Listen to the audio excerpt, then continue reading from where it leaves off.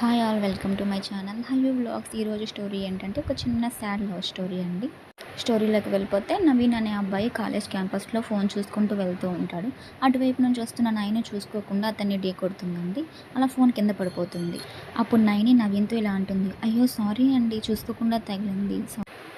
అప్పుడు నవీన్ అంటాడు, పర్లేదండి, మీ పేరు తెలుసుకోవచ్చా అంటాడు. అప్పుడు Naini, my name is Naini అంటుంది. అప్పుడు నవీన్, మీరు అలా నవ్వుతూ చెప్పమాకండి, మళ్ళీ పడిపోతాను అంటాడు. అలా వారిద్దరు ఒకరి గురించి ఒకరు తెలుసుకుంటారండి. అలా వాళ్ళిద్దరి మధ్య ఫ్రెండ్షిప్ స్టార్ట్ అవుతుంది.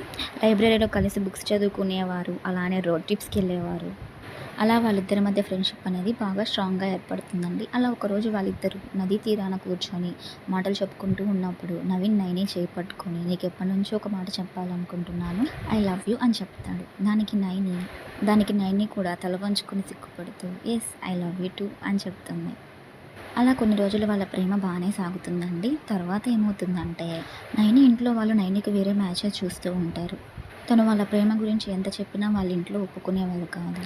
తనని బెదిరించేవారు. తను తప్పక వేరే పెళ్ళికి ఒప్పుకోవాల్సి వస్తుంది. తను అదే విషయాన్ని నవీన్కి చెప్తుంది, ఇలా మా ఇంట్లో వాళ్ళు ఒప్పుకోవడం లేదు, నాకైతే కుదరదు అని. ఆ విషయం విన్న నవీన్ తనని ఒప్పించడానికి ఎంతో ప్రయత్నిస్తాడు. కానీ నైని అస్సలు ఒప్పుకోలేదు.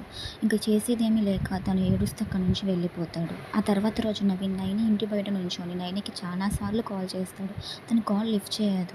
కాల్ లిఫ్ట్ చేయకపోయేసరికి చాలాసార్లు మెసేజెస్ చేస్తాడు. అయినా తన నుంచి రిప్లై ఏమీ రాదు. ఇక చేసేదేమీ లేక అక్కడి నుంచి వెళ్ళిపోతాడు.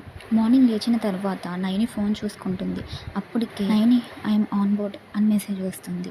దాంతో ఒక్కసారిగా ఉలికిపడి తను వెంటనే పరిగెత్తుకుంటూ ఎయిర్పోర్ట్కి వెళ్తుంది. కానీ తను వెళ్ళేసరికి నవీన్ ఫ్లైట్ స్టార్ట్ అయిపోతుంది. సో చేసేదేమీ లేక ఏడుస్తూ అక్కడే ఉండిపోతుంది. ఈ స్టోరీ అనేది రియల్గా జరిగిందండి.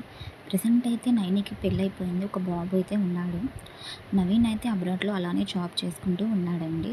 ఈ స్టోరీ విన్న తర్వాత నాకేమనిపించిందంటే నవీన్ ఒక్క సెకండ్ వెళ్ళకుండా ఉండుంటే నైనితో హ్యాపీగా ఉండేవాడేమో, తన ఇంట్లో వాళ్ళని ఎదిరించి వచ్చేదేమో. అలా లవ్ చేసుకున్నప్పుడు ఇంట్లో వాళ్ళు ఒప్పుకోకపోతే వెయిట్ చేసి వాళ్ళని ఒప్పించి చేసుకోవాలి అన్నది నా ఒపీనియన్. మరి మీరేమనుకుంటున్నారో కామెంట్ చేయండి. మీ స్టోరీ కూడా ఇలా రావాలనుకుంటే డిస్క్రిప్షన్లో మెయిల్ ఇస్తానండి, మెయిల్ చేయండి. If you like the video please do subscribe.